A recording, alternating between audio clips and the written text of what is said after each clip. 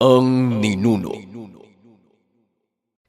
Magandang araw mga kabayan dahil open na uli ang stocks natin. Kaunting oras para mapaliwanag ko kung para saan ang mga spiritual bracelets. Lahat ito ay merong basbas.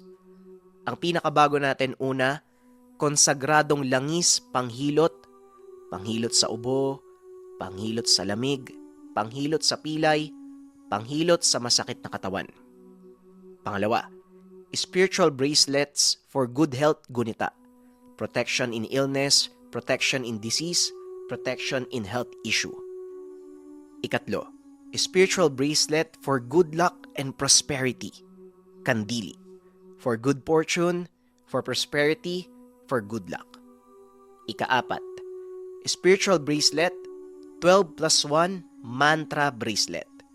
Improves awareness, improves concentration, reduce stress, greater sense of calm, good for business. Susunod, spiritual bracelet for protection, marahuyo. Repels and sends back negative energies to the sender, also known as revuelta. Protection in evil and bad spirits, intense purification and protection, restoring energy, balance in spirit and physical body. Susunod, panyo ng Birheng Manawag. Hindi na natin kailangan explain, alam natin kung gaano kabisa yan. At ang pinakauli, isa din sa hindi na natin kailangan na-explain dahil napakabisa nito. Tubig ng Banahaw Necklace. Also known as Sacred Mountain, banal na tubig mula sa Mount Banahaw, providing calmness and good aura. Protects the wearer in bad spirits and accidents. It gives warning to the owner through visions or gut feeling. The water can be used for external use only, panghilot o pamahid. Yun lamang, nasa comment section ang link para maka-order at ganun pa rin mga kabayan, pabilisan na lang kasi mabilis tayong maubusan ng stocks. Simulan na natin ang kwento.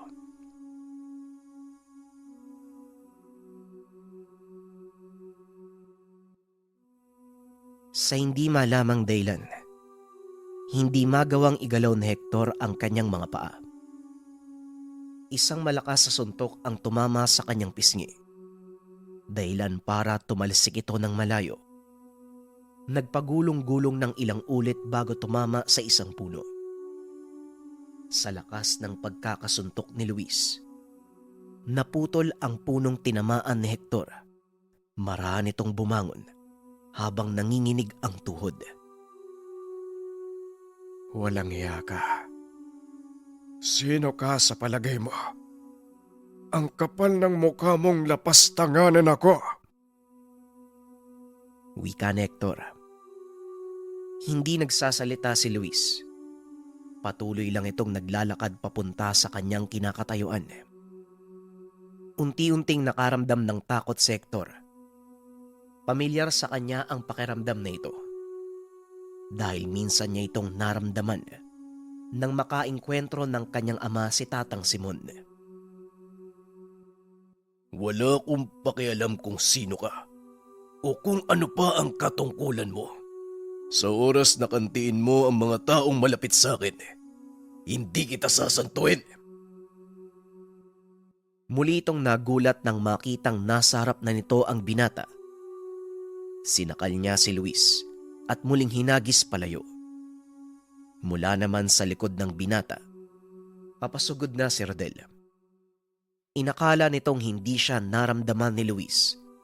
Ngunit nagulat ang binatang aswang nang bigla nitong saluin ang kanyang kamay. Pinag-umpog ni Luis ang mag-ama na lalo namang nagpasiklab ng galit ni Hector. Sa pagkakataong ito, napilitang magbagong anyo si Hector. Napagtanto niya na hindi kakayanin ang lakas na taglay ni Luis. Talagang minamalit mo ang kakayahan naming mga bangkilan. Ngayon, mararanasan mo ang buong pwersa ng aming angkan. Unti-unting nagbago ang anyo ni Hector. Humaba ang mga pangil nito. Tinubuan ng mga sungay sa ulo, balikat, Naglabasan din ang matatalas na tinik sa likuran. Lumaki din ang katawan nito at humaba ang mga paa.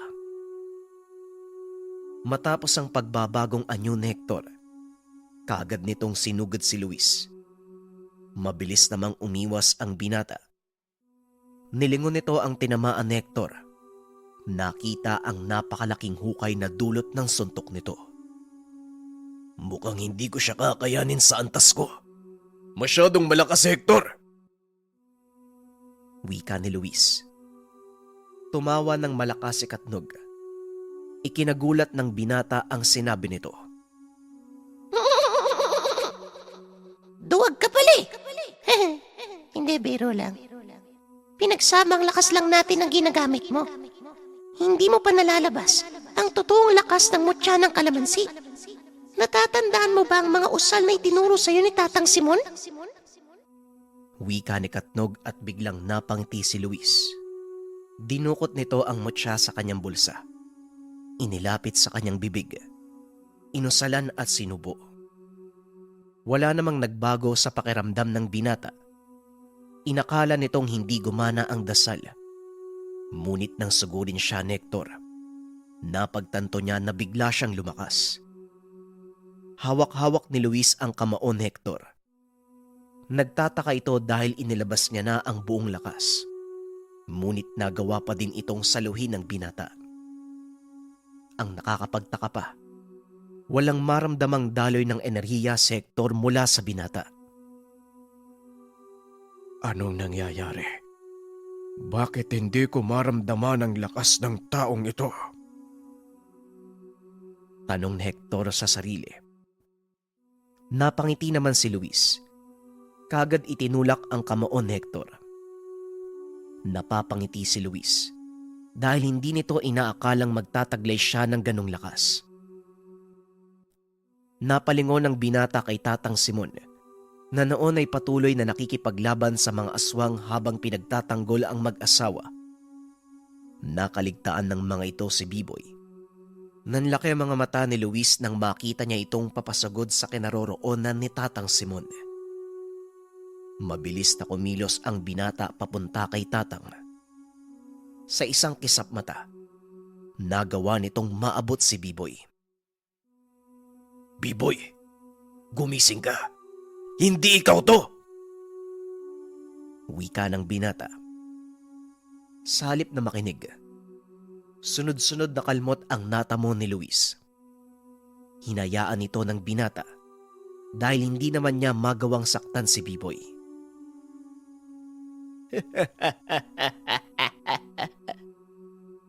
Kahit ano pa ang gawin mo, hindi ka na naririnig ni Biboy. Isa na siyang ganap na bangkilan. Paalala ko lang hindi kontrolado ng mga bagong sibol na aswang ang kanilang lakas.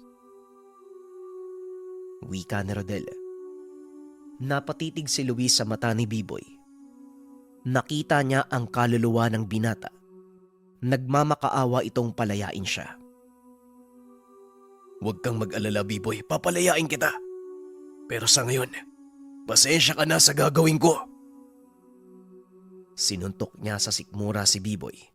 Dahilan para mawalan ito ng malay. Inihiga ni Luis si Biboy sa ilalim ng puno at muling bumalik sa pakikipaglaban. Nilingon niya si Rodel at kaagad na sinugod. Sunod-sunod na suntok ang natamong atake nito mula kay Luis. Halos hindi na ito makatayo. Nakatunganga lang si Hector habang pinapanood na gulpihin ni Luis ang kanyang anak. Hindi ito makakilos o makapagsalita. Hindi siya makapaniwalang nagawang pantayan ng binata ang buo niyang lakas. Nakabalik lang sa ulirat si Hector nang makita nitong sakal-sakal ng binata ang kanyang anak. Walang yaka. Ibaba mo ang anak ko! Wika ni Hector. Ngayon, ibabalik ko sa iyo ang sinabi mo. Kung hindi niyo pinakialaman ng mga taong malapit sa akin, hindi ito mangyayari sa inyo. Tugon ni Luis. Sabay tarak ng kanyang punyal sa dibdib ni Rodel. Ito ang bagay na inabot sa kanya ni Tatang Simon. Napayaw si Hector nang makitang unti-unting binawian ng buhay ang kanyang anak. Ibinaba ito ni Luis at kaagad siyang hinarap. Nanginginig sa sobrang galit ang katawan ni Hector. Ngunit alam niyang wala na silang magagawa pa. Lalo pa nang makita nitong nagkalat sa paligid ang bangkay ng mga kasamahan. Pagbabayaran mo ang ginawa mo sa anak ko. Tandaan mo ang araw na ito. Dahil sa susunod na magkita tayo, ikaw naman ang magdadalamhati sa ibabaw ng bangkay ng mahal mo sa buhay. Wika ni Hector. Matapos ay mabilis itong kinuha ang bangkay ni Rodel. Maging ang ilang mga nakaligtas na aswang ay nagsipag-atrasan. Hahabulin pa sana ni Luis ang mga ito. Ngunit pinigilan siya ni Tatang Simon. Tama na, Luis. Sa pagkakataong ito, naibigay na natin ang mensahe sa mga aswang. Sapat na ang sinapit ng mga yan para matutunan ng aral na kahit kailan, hindi ka nila dapat maliitin. Wika ni Tatang Simon. Kumalma si Luis. Itinoon ng atensyon kay Biboy. Tatang, habang nagbubuno kami ni Biboy, narinig kong nagmamakaawa yung kaluluwa niya. May pag-asa pa siyang bumalik sa pagiging tao. Wika ni Luis. Habang pinagmamasdang papasok ng bahay si Biboy. Wala pa din itong malay ng mga sandaling iyon. Pagdating sa loob, muli itong iginapos para masiguradong hindi makatakas. Oo, alam ko yon simula pa lang.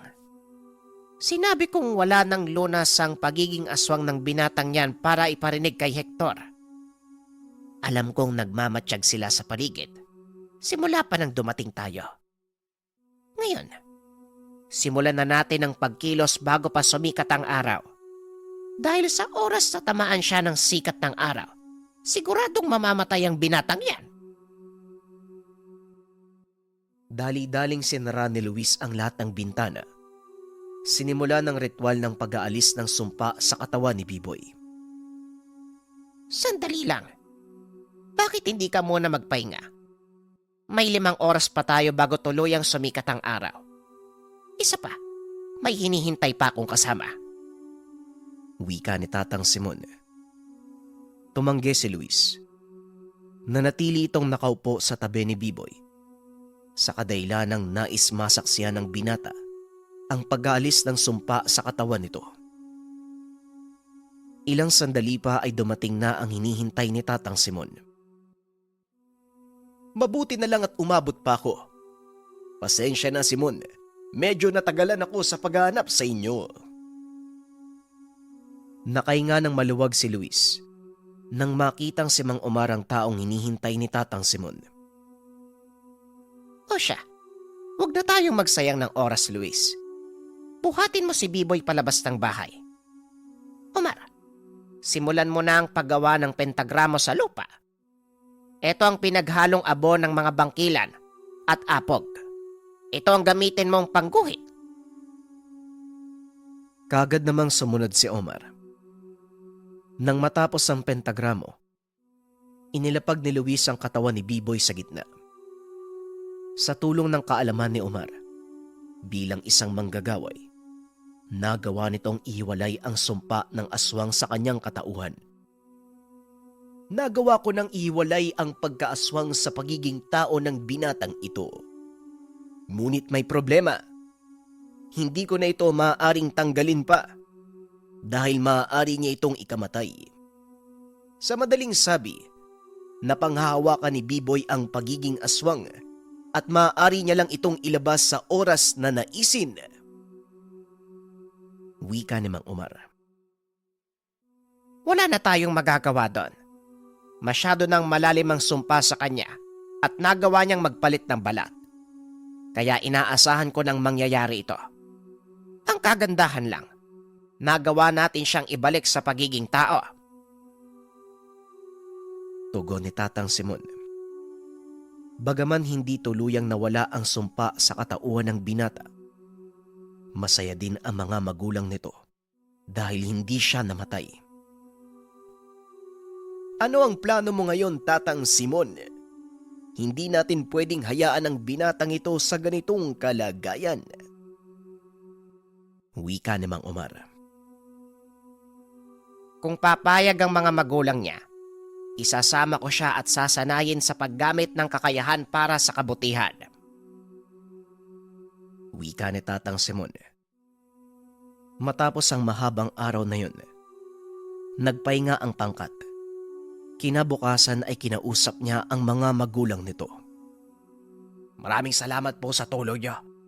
Kung ano man ang nagawa ko at ng anak ko, ay sana po ay mapatawad niyo kami. Pumapayag po ako na isama niyo si B-Boy. Kung ano man pong sa tingin niyong makakabuti sa kanya, kayo po ang higit na nakakaalam sa mga bagay na to. Kaya inilalagay ko na po sa kamay niyo ang buhay ng anak ko. Wika ni Mang Totong. Kung ganon, mananatili muna dito si Omar hanggang sa lubusang bumuti ang pakiramdam ni B-Boy. Luis, kailangan mo nang umuwi at marami pang nag-aantay sa'yo. Ako naman ay nasa paligid lang. Alam mo na kung saan ako hahanapin. Matapos ang pag-uusap, kagad nang umalis ang dalawa. Nagpaiwan naman si Mang Omar upang bantayan si B-Boy. Bumalik sa dating buhay si Luis. Nanggagamot habang tumutulong sa kanyang ama sa bukid. Naging maayos naman ang lahat sa loob ng mahabang panahon. Mas lalong dumami ang nakakaalam ng kakayahan ni Luis sa panggagamot. Luis, mukhang nagiging kilala ka na sa bayang to ah. Tignan mo yung mga taong nagpapagamot sa'yo oh. Mula sa iba't ibang estado ng buhay. Tignan mo. Uy, yung isang yan oh. Ang ganda. Ano kayang sakit ng dalagang yan? Wika ni Katnog habang nakatitig sa magandang babae. Oo nga no. Mukhang mayaman pa. Nagtataka tuloy ako kung sinong nagkalat ng balita. Tugon ni Luis habang nakatingin kay Katnog. Wag mo kong pagbintangan. Hindi ako maalis sa tabi mo. Isa pa, kagaya ng sinabi sa'yo ni Tatang Simon, kusang lalapit sa mutya ng kalamansi ang mga nangangailangan. Bintangero. Tumatangulang si Luis. Patapos na sa araw na yon ang kanilang panggagamot. Ngunit ang ipinagtataka ng binata, nagpahuli yung magandang babae. Hanggang sa tuluyan na ngang maubos ang mga pasyente, maya-maya pa ay nakita nila yung magandang babae. Naglalakad ito papalapit sa kanila. Luis, nandito na yung magandang babae. Umayos ka. Wika ni Katnog. Napatayo si Luis at nilingon ang kanilang panauhin. Magandang hapon po sa inyo. Kayo po ata ang huling pasyente. Wika ng binata. Sa totoo lang, hindi ako pasyente. Naparito ko para humingi sana ng tulong. Wika ng dalaga. Tulong? Tulong saan? Magsabi lang po kayo. Tutulong ako hanggat makakaya ko. Tugon ng binata. Kasywal itong nakipag-usap sa dalaga. Ngunit tila hindi mapigilan ni Katnog ang sarili. Luis. Luis. Tingnan mo. Ang ganda. Ang ganda niya. Parang diwata. Wika ni Katnog. Sinaway ito ni Luis. Ngunit napansin ng binata na nakatitig ito sa balikat niya kung saan nakaupo si Katnog. Maaari ba tayong mag-usap ng walang ibang nakakarinig?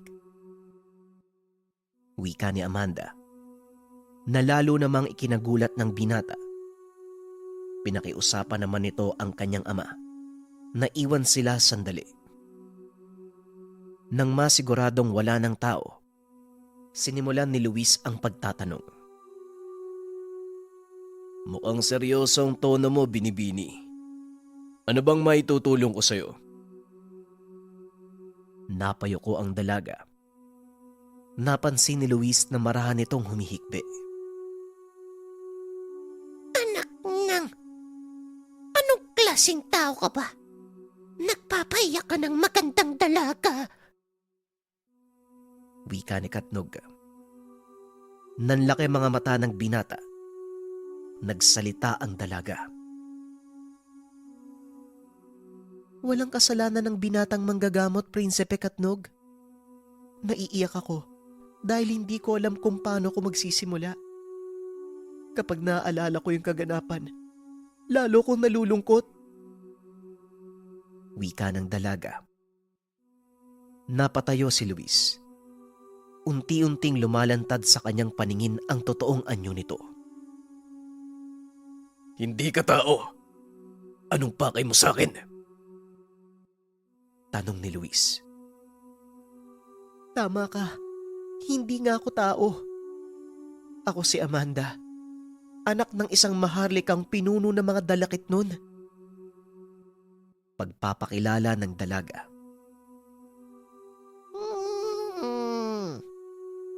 Hindi na nakakapagtaka na kilala mo ko. Sabihin mo, dalakit nun. Anong kailangan mo? Tanong ni Katnog. Sinalakay. Pinatay ng isang aswang ang aming ama. Nilinlang kami. Marami sa aming mga kaanak ang namatay. Malakas ang mga aswang. Walang nagawa ang mga mandirigma. Maswerte lang ako eh. Nasa mundo ko ng mga tao nang mangyari ang pananalakay. Wika ng dalaga. Sino naman na nagsabi sa'yo na kaya kitang tulungan? Tanong ni Luis. Nakita ko kung paano ka nakipaglaban. Walang kahirap-hirap mong pinalod ang aswang na pumatay sa aking ama. Kaya hindi na ako nagdalawang isip na humingi ng tulong sa'yo. Nagkatinginan si Katnog at Luis. Hindi nito akalaing may nakaalam ng nangyaring laban sa pagitan nila ni Hector. Ano sa tingin mo ang pakay ng aswang na pumatay sa iyong ama? Tanong ni Luis. Ang puso ni ama ang kanilang pakay. Bubuhayin niya ang kanyang namatay na ama, si Urbano. Kung hindi niyo siya mapipigilan, maaaring maraming madamay kapag nabuhay ang sinaunang hari ng mga bangkilan. Napailing si Luis sa mga narinig. Hindi nito akalaing maging sa mga engkanto namiminsala si Hector. Desperado ka talaga, Hector. Maging ang mga nananahimik na engkanto, pinakialaman pa.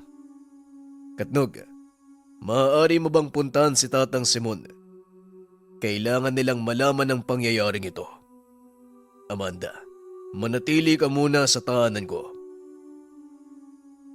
Wika ni Luis. Ilang sandali lang ay dumating si Tatang Simon. Sa pagkakataong iyon kasama na nito si Biboy. Napatayo ang binata nang makita niya ang malaking pagbabago nito. Biboy, ikaw na ba yan? Ang laki ng pinagbago mo ah. Masaya ako, maganda na yung kalagayan mo ah. Pero, may ba ako? Tatang Simon, ipinapakilala ko po si Amanda, anak ng maharlikang pinuno ng mga dalakit nun. Nakatitig lang si Tatang Simon kay Amanda ng mga sandaling iyon. Laking gulat ni Luis nang bigla nitong yakapin ang matanda. Tatang Simon, mabuti nagkita tayo. Wala na po si Ama. Pinatay siya ng mga aswang. Wika ni Amanda. Magkakilala kayo, Tang? Tignan mo nga naman oh. Oo, magkakilala Magkakilala kami ng dalagang to. Matalik kong kaibigan ang kanyang amang hari. Ang totoo, sa kanila nagmula ang mutya ng kalamansing hawak mo ngayon. Napatingin si Amanda kay Luis. Ikaw? Ikaw yung bagong tagapangalaga ng mutya? Tanong ni Amanda. Oo. Sa kasamaang palad, yung pangit na yan ang tagapangalaga ng mutya na pagmamay-ari ng iyong ina. Pero huwag kang mag-alala. Pangit man ang itsura, mabuti naman ang ugali. Tugon ni Tatang Simon. Hindi makapagsalita si Luis. Hindi nito lubos akalain. Konektado si Amanda sa hawak niyang mutya. Saka pa lamang nakapagsalita ang binata nang maisip nito si Katnog. Sandali lang. Kung ganun, alam mo din na si Katnog ang gabay ng mutyang ito. Tanong ni Luis. Umiling ang dalaga at muling nagsalita. Sa pagkakataong iyon, pinaliwanag niya ang katotohanan. Ang totoo, si Katnog at ang aking ina matalik na magkaibigan. Ipinagkalob ni Katnog ang mutsyang ito sa aking ina. At bago mamatay ang nanay ko, ibinigay niya kay Tatang Simon. Bilang tanda ng pasasalamat at pakikipagkaibigan nito sa aking ama. Napangiti si Luis. Hindi nito akalaing may tinatagong sekreto ang gabay na duwende. Kaya pala nagkakandara pa kaninang asikasuhin ng maayos ang bisita. Kilala mo naman pala. Wika ni Luis sa kaibigan.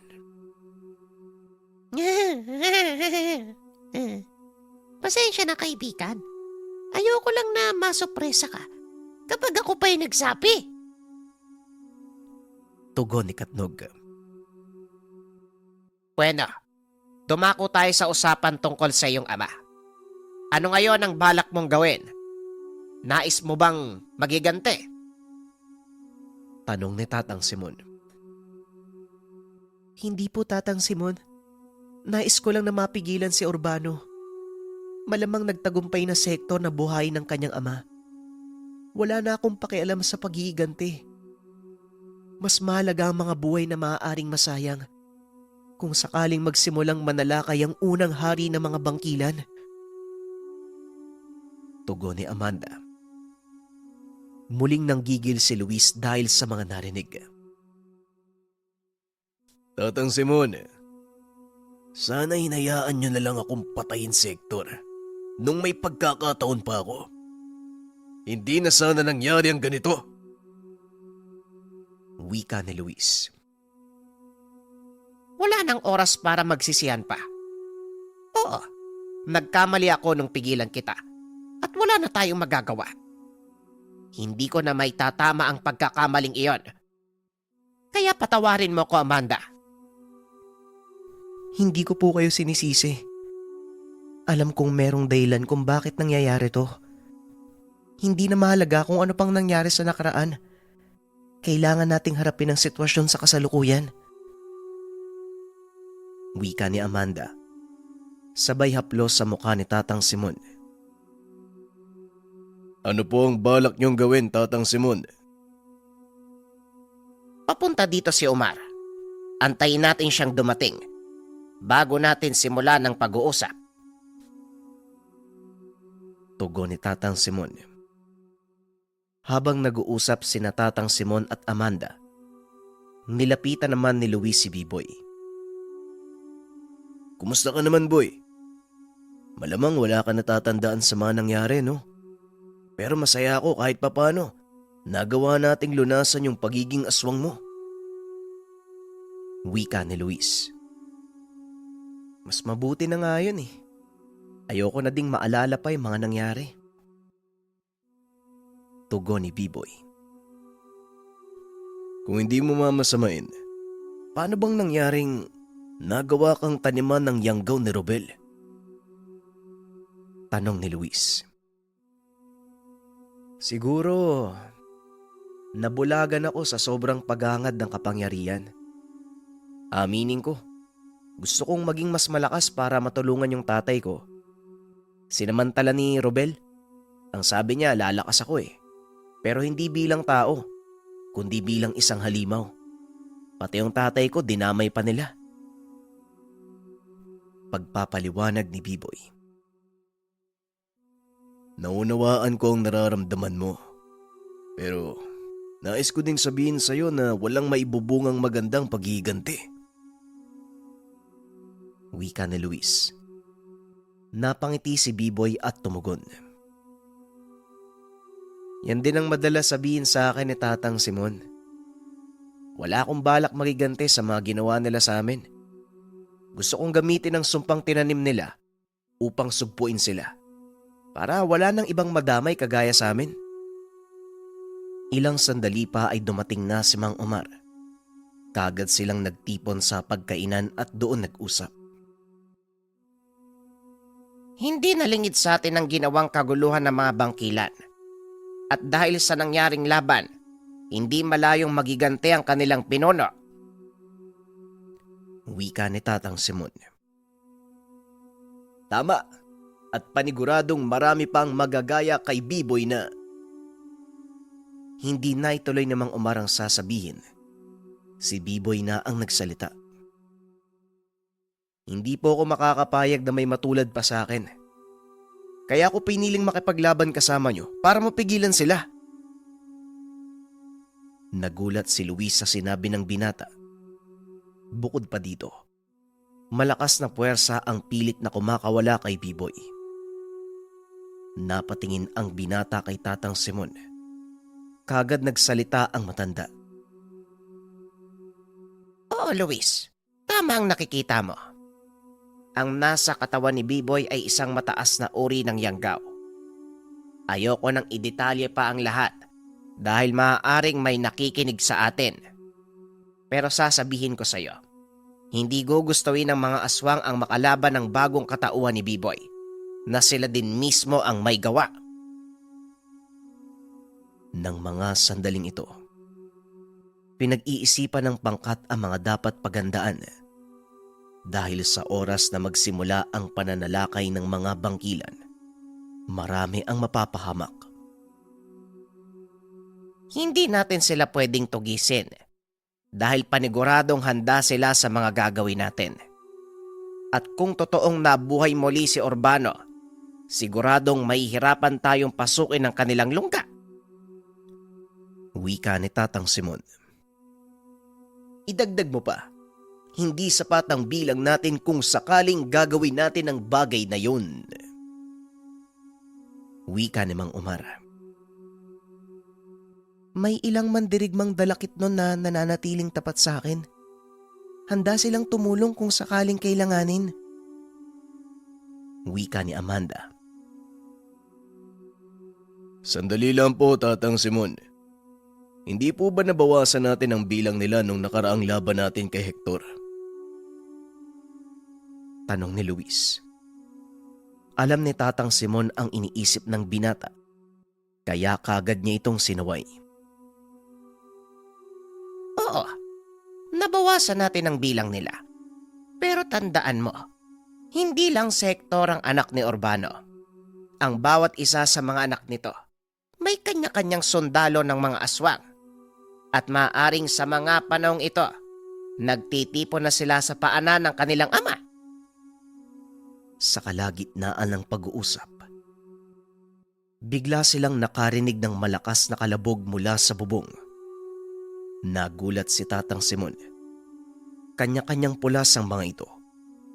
Lalo na nang mabutas ang nipa. Isang lalaki ang lumapag sa mesang kinaupuan ng pangkat. Dali-dali silang pumasok sa lugar. Ngunit bago pa man makapagsalita ang mga ito, kagad na silang nabugahan ng pulbos ni Amanda, dahilan para mawalan ng malay. Hindi nila maaaring marinig ang pag-uusapan natin dito. Ikaw lalaki, magsalita ka. Sino ka at anong kailangan mo? Tanong ni Amanda sa hindi inaasahang panauhin. Ang pangalan ko ay Diosdado, ikatlong anak ni Urbano. Nanlaki ang mga mata ng lahat nang malaman nilang kapatid ni Hector ang lalaking dumating. Walang yaka. Ang lakas ng loob mong sumugod dito sa teritoryo ko. Wika ni Luis. Akmang susugod, ngunit kagad itong napigilan ni Tatang Simon. Sandali lang, Luis. Pakinggan natin ang sasabihin ng aswang na ito. Kung sakali mang may gawin siyang hindi maganda, hindi rin yan makakaligtas. Napangiti si Diosdado at nilingon si Tatang Simon. Masyado kang kampante magsalita, Simon. Hindi ka pa rin nagbabago. Pero huwag kayong mag-alala. Hindi ako naparito upang makipag-away. Alam kong nagbalik na ang aking ama. At ito ang dahilan kung bakit ako nandito. Tugon ni Diosdado. Kung ganon, ano ang pakay mo? Mag-iingat ka sa iyong kasagutan dahil sa oras na magkamali ka, hindi ako magdadalawang isip na pugutan ka ng ulo. Wika ni Mang Omar. Tumawa ng malakas si Diosdado habang bumababa sa mesa.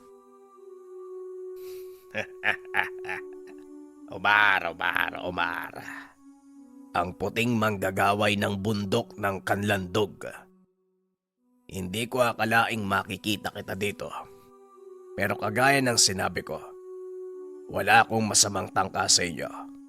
Maniwala kayo o hindi, labag sa kagustuhan ko ang muling pagkabuhay ng aking ama. Tugon ni Diosdado habang lumalapit kay Biboy. Nakatitig lang ang binata ng masakit sa kanya. At nang tuluyan itong makalapit ay hinawakan siya sa balikat. Kung ano man ang pakay mo sa akin, huwag ka nang magkamaling ituloy. Hindi ako magdadalawang isip na. Gaya-gaya ka naman sa maestro mo. Ayoko nang ulitin pa ang sasabihin ko. Pero labag nga sa kagustuhan ko ang pagbuhay ni Hector sa aking ama. Gusto ng aking tribo na mamuhay ng payapa at malayo sa kaguluhan. Maging pag-uusig sa mga tao ayaw namin. Ngayon kung ayaw niyong maniwala, bakit hindi kayo sumama sa akin? Nagkatinginan ang magkakasama. Hindi lubos na nagtitiwala ang mga ito. Lalo pa kilala ni Tatang Simon ang mga bangkilan. Tuso ang mga ito at mapanlinlang. Wala namang masama kung susubukan. Hindi ba, Katnog? Wika ni Luis. Sabay tingin kay Katnog. Oo naman. Sila naman ang mauubos kung sakaling may gawin silang hindi maganda. Tugon ni Katnog. Sa pagkakataong ito pumayag si Tatang Simon. Kaagad na ganda ang pangkat sa pag-alis. Bagaman nag-aalinlangan, pinili ng mga ito na subukan ang integridad ni Diosdado. Nung gabing iyon ay umalis sina Tatang Simon at habang naglalakad ang mga ito, napansin nila ang napakaraming aswang na nakasunod sa kanila. Huwag kayo mag-alala. Nabibilang sila sa aking tribo. Hindi nila kayo gagalawin hanggat kasama niyo ko. Wika ni Diosdado. Ilang sandali pa ay narating ng mga ito ang isang malaking bahay sa gitna ng gubat. Napakaraming nagbabantay sa labas. Sinalubong ng mga ito sina Tatang Simon. Kaagad namang inawat ni Diosdado ang kanyang mga kasama. Pumasok sila sa loob ng tahanan. Nagulat si Luis dahil napakaraming bata ang nagtatakbuhan sa sala. Yung mga bata, anong ginagawa nila dito? Tanong ni Luis. Sila ang dahilan kung bakit pinili kong mamuhay ng payapa. Sinisigurado naming matuturuan sila ng makabagong pamamaraan. Kasama na doon ang hindi pagpatay at pagkain ng laman ng tao. Mahirap para sa mga likas na kagaya nilang makibagay sa mundo ng mga tao. Ngunit kailangan nila itong tiisin upang makapamuhay ng normal. Pinagmasdan ni Luis ang mga walang muwang na bata. Nakitang halos wala itong pagkakaiba sa mga normal na tao. Hindi naman imposible ang gusto mong mangyari. At kung ito ang totoo mong hangarin, nasa likod mo ko. Wika ni Luis. Matapos nun ay dumiretso sila sa pinakamataas na palapag. Doon nakita ni Luis ang ilan sa mga sugatang kasamahan ni Diosdado. Ayon dito, ilang araw pa lang ang nakalipas nang salakayin sila ng pangkat mula sa tribo ni Hector. Pilit na kaming umiwas sa iba kong kapatid. Ngunit tinugis nila kami. Kaya nangangamba ko ngayon Lalo pat matagumpay nitong naibalik sa mundo ng mga buhay ang aming ama. Pagpapaliwanag ni Diosdado. Laking gulat ni Luis nang biglang lumuhod sa kanyang harapan ang aswang. Anong ginagawa mo, Diosdado? Tumayo ka. Hindi dapat lumuhod ang gaya mong pinuno sa isang hamak na lingkod. Wika ni Luis. Lumulod ako bilang pagrespeto at pakiusap. Hayaan niyo kaming makiisa sa laban ninyo. Tugon ni Diosdado. Napatingin si Luis sa mga nakatira sa lugar. Isa-isang lumuhod ang mga ito. May mga batang nag-abot ng bulaklak sa kanya at nagyuko ng ulo bilang paggalang. Tinitigan ng binata si Tatang Simon at kagaya ng dati ay tumangulang ito. Tumayo ka, Diosdado. Dahil tinatanggap ko ang iyong pakikipag-alyansa. Tumayo si Diosdado at kinamayan ni Luis. Simula ngayon, ang katapatan ng aking tribo ay nasa inyo. Kung sakaling kailangan ninyo ng tulong, huwag kayong mag-atubiling tumawag. Siguradong darating kami. Wika ni Diosdado. Masaya si Luis dahil kahit papano, may mga kagaya ni Diosdado na naghahangad ng kapayapaan. Matapos ang pag-uusap, umalis na sila at nagpaalam. Umaga na nang dumating sila sa tahanan ni Luis.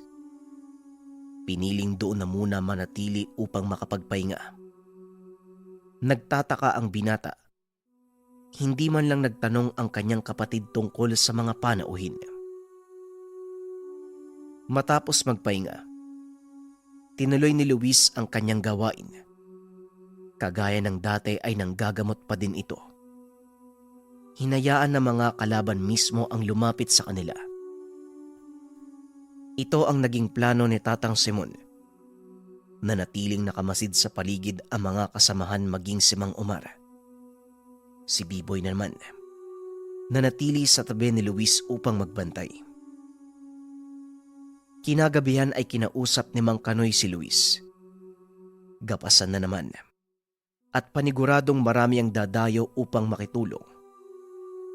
Sa pagkakataong iyon, hindi maaaring pumunta sa bukid si Luis. Kaya pinakiusapan nito si Dodong at ang mga kapatid nito na tulungan si Tatang Kanoy.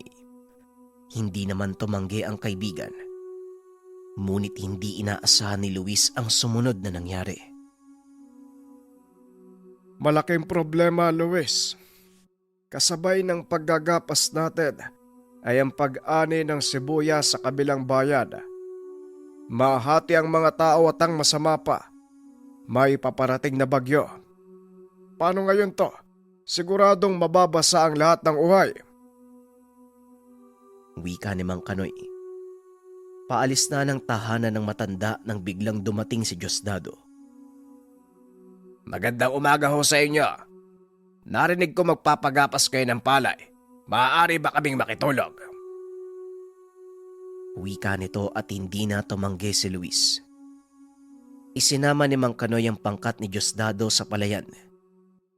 Ngunit lingid sa kalaman ng binata na hindi lang pala pakikigapas ang sadya ng mga ito. Ilang sandali pa ay dumating si Mang Omar. Laking gulat ni Luis sa dala nitong balita. Mabuti naman at umabot ang grupo ni Diosdado. Wika nito.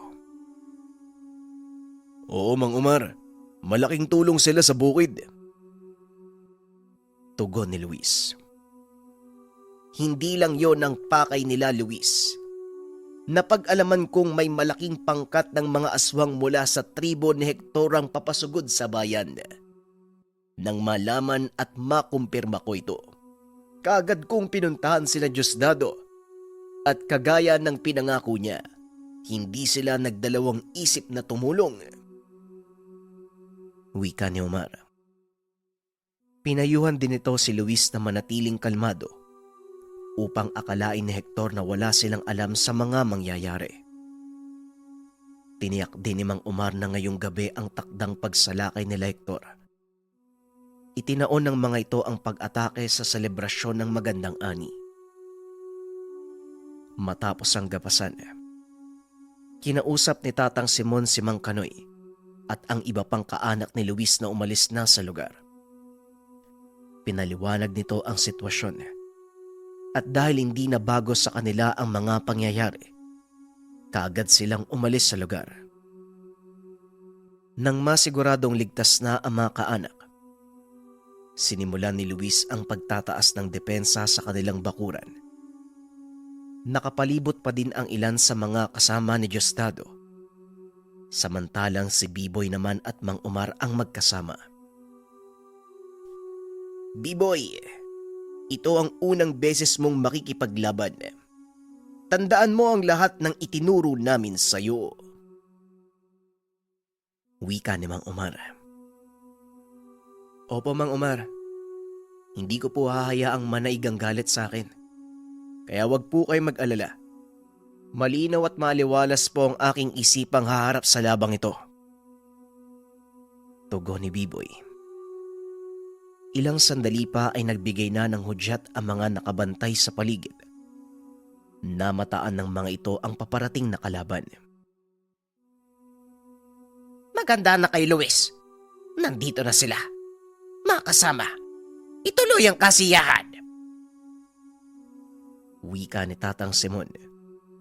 Nagpatuloy ang kunwaring pagsasaya ng mga tao sa bakuran nila Luis. Ilang sandali pa, isa-isa nang nagparamdam ang mga kalaban. Hanggang sa lumapag sa mismong harap ng bahay si Hector.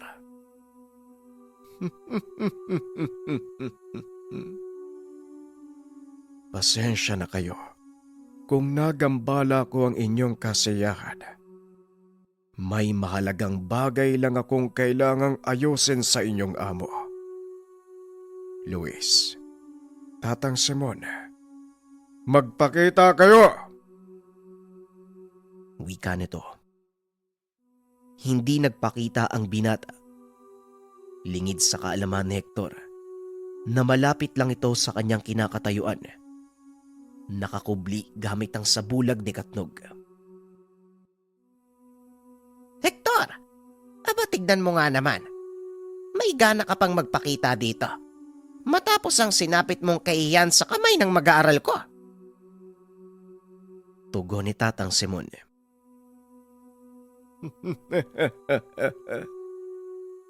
Kaya nga ako nagbalik para ilagay sa lugar ang lapastangan mong mag-aaral. At isa pa, Hindi na ituloy ang sasabihin dahil bigla siyang sinunggaban ng isang napakabilis na nilalang. Napalingon ito kung saan tumigil ang umatake. Nanlaki mga mata nang makita kung sino ito. hindi ba't ikaw ang batang tinaniman ni Robel? Bakit ka nakianib sa mga ito? Tanong ni Hector kay Biboy. Kahit ginawa niyo akong halimaw, mananatili pa rin akong tao at gagamitin kong sumpang to para ibalik ka sa pinagmulan mo. kasama ng mga kagaya mong sakim sa kapangyarihan. Tumawa ng malakas Hector. Naglakad papalapit kay B-Boy. At ano naman sa tingin mo ang magiging laban mo sa akin?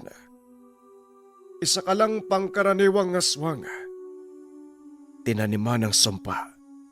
Lumakas ng kaunti. Inakala mong matatalo. Bigla siyang sinuntok ni B-Boy. Dahilan para malagas ang ilan sa mga ngipin ni Hector. Sige, ituloy mo ang pagmamaliit mo sa akin. Hindi lang yan ang aabutin mo.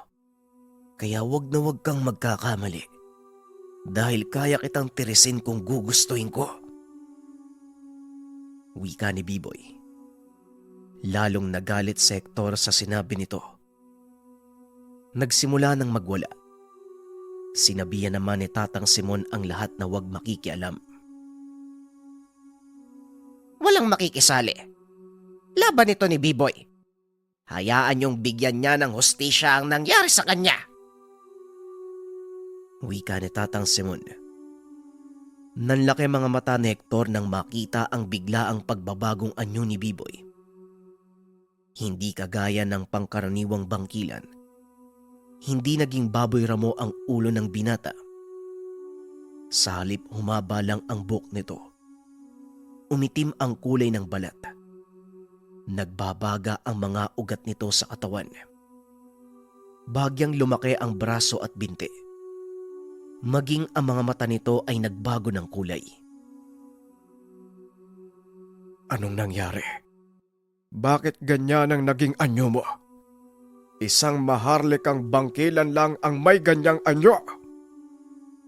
Laking gulat ni Hector nang bigla siyang sakalin ni B-Boy. Mabilis itong nakalapit sa kanya.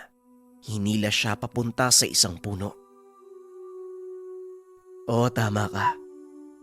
Dahil mismong dugo ni Robel ang pinainom niya sa akin. Nung mga panahong nilinlang niya ako. Dugo ng anak mo ang nagbigay ng kapangyarihang ito sa akin. Na siyang gagamitin ko para ubusin ang mga kagaya mo. Wika ni B-Boy.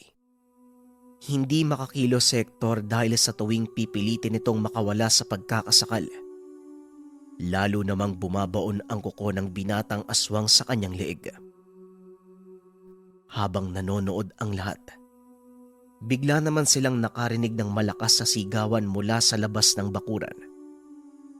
Nang lingunin ni Luis, nakita niya ang mga kasamang nagtatalsikan. Ilang sandali pa, nagpakita ang nilalang na may kagagawan. Talagang nakakahiya ka, Hector. Tignan mo ang iyong kalagayan. Para kang hindi anak ng hari ng mga bangkilan. Natigilan ang lahat nang makita kung sino ang dumating. Halos siyam na talampakan ang tangkad nito. Malaki ang katawan. Mahaba ang buhok na kulay puti. Punong-puno ng mga pilat ang katawan na animoy hinagupit ng ilang beses. Walang magkakamaling umatake. Siya si Urbano, ang sinaunang hari ng mga bangkilan. B-Boy, lumayo ka sa kanya! Wika ni Tatang Simon. Ngunit walang balak si B-Boy na bitawan si Hector. Bibitawan ko lang ang aswang na to kung wala na siyang hininga. Wala akong pakialam sa higanting yan. Tugon ni B-Boy. Tumawa ng malakas si Urbano habang naglalakad papunta sa kinakatayuan nila. Tignan mo nga naman ang isang nakatadhanang mamuno at isang pabagsak ng pinuno. Sige bata, ipakita mo sa akin ang iyong lakas. Walang kaso sa akin kung mapatay mo pa ang walang kwenta kong anak.